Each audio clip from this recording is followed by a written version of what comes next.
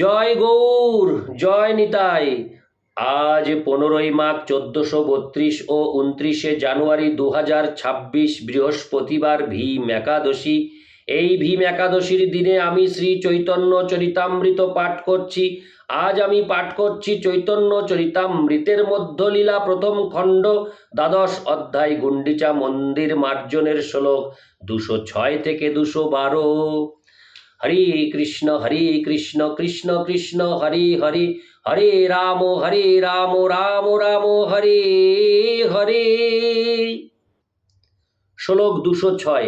মহাপ্রভু সুকে লঙ্গা সব ভক্তগণ, জগন্নাথ দর্শনে করিলা গমন। শ্লোকার্থ।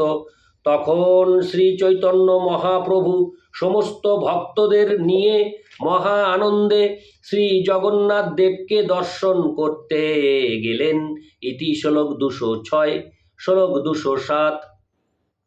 আগে কাশীশ্বর যায় লোক নিবারিয়া, পাছে গোবিন্দ যায় জল করঙ্গ লঙ্গা।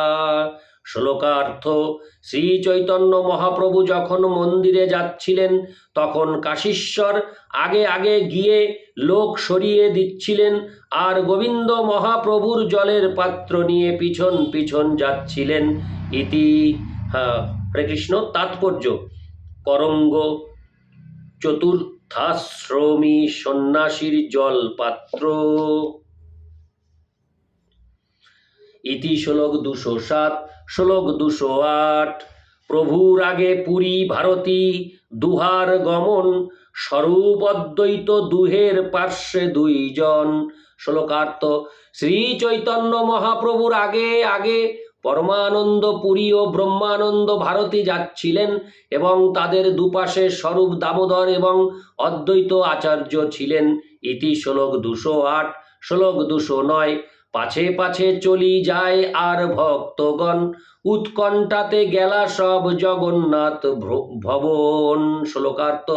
অন্য সমস্ত ভক্তরা মহাপ্রভুর পিছনে পিছনে যাচ্ছিলেন। এইভাবে অত্যন্ত উৎকণ্ঠিত চিত্তে তারা শ্রী জগন্নাথ মন্দিরে গেলেন। ইতি শ্লোক 209।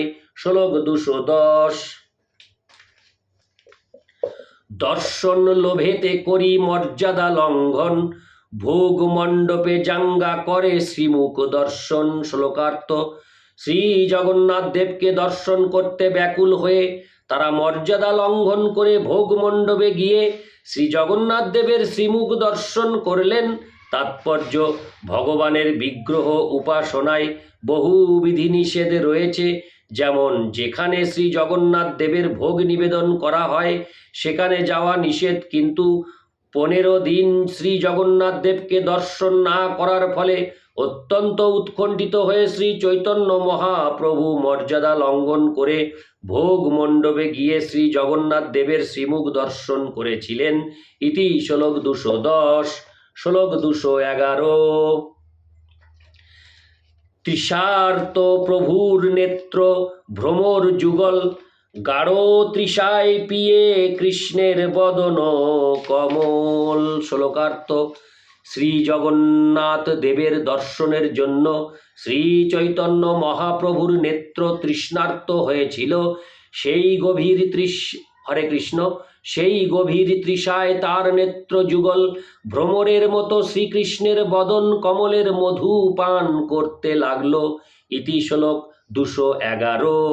শ্লোক 212। প্রফুল্ল কমল যিনি নয়ন যুগল, নীলমণি দর্পণ কান্তি গণ্ড ঝলমল। শ্লোকার্থ। শ্রী জগন্নাথ দেবের নয়ন যুগল প্রস্ফুটিত কমলের সৌন্দর্য কেউ পরাভূত করছিল।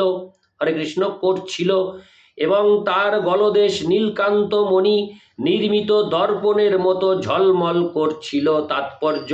শ্রী চৈতন্য মহাপ্রভু সাধারণত গরুড় স্তম্ভের পেছনে দাঁড়িয়ে দূর থেকে শ্রী জগন্নাথ দেবকে দর্শন করতেন, কিন্তু 15 দিন শ্রী জগন্নাথ দেবকে দর্শন না করার ফলে তিনি তার বিরহে অত্যন্ত কাতর হয়েছিলেন। তাই তিনি শ্রী জগন্নাথ দেবের শ্রীমুখ দর্শন করার জন্য ভোগ মন্দিরে প্রবেশ করেছিলেন। 210 শ্লোকে এই আচরণকে মর্যাদা লঙ্ঘন বলা হয়েছে। শ্রেষ্ঠ ব্যক্তির খুব কাছে আসা উচিত নয়। ভগবানের শ্রীবিগ্রহ এবং গুরুদেবকে দূর থেকে দর্শন করা উচিত। একে বলা হয় মর্যাদা রক্ষা করা। তা না হলে অধিক ঘনিষ্ঠতার ফলে শ্রদ্ধার হানি হওয়ার সম্ভাবনা থাকে। কখনো কখনো ভগবানের বিগ্রহ অথবা গুরুদেবের খুব কাছে আসার ফলে কনিষ্ঠ ভক্তের অধঃপতন হয়। তাই ভগবানের বিগ্রহ এবং গুরুদেবের সেবকদের সবসময় খুব সতর্ক থাকা উচিত, কেননা সেই সেবায় কোনো রকম অবহেলা হলে অপরাধ হতে পারে। শ্রী চৈতন্য মহাপ্রভুর নয়ন যুগলকে তৃষ্ণার্ত ভ্রমরের সঙ্গে হরে কৃষ্ণ তৃষ্ণার্ত ভ্রমরের সঙ্গে তুলনা করা হয়েছে এবং শ্রী জগন্নাথ দেবের নয়ন যুগলকে পরিস্ফুটিত কমলের সঙ্গে তুলনা করা হয়েছে। গ্রন্থকার এই উপমার মাধ্যমে গাঢ় তৃষ্ণা বশে কৃষ্ণমুখ কমল দর্শন রূপ পান কার্যে শ্রী চৈতন্য মহাপ্রভুর পিপাসার হরে কৃষ্ণ আতিশয্য প্রকাশ করেছেন। ইতি শ্লোক 212। হরে কৃষ্ণ কৃষ্ণ কৃষ্ণ হরে হরে, হরে রাম রাম রাম হরে হরে। জয় গৌর, জয় নিতাই।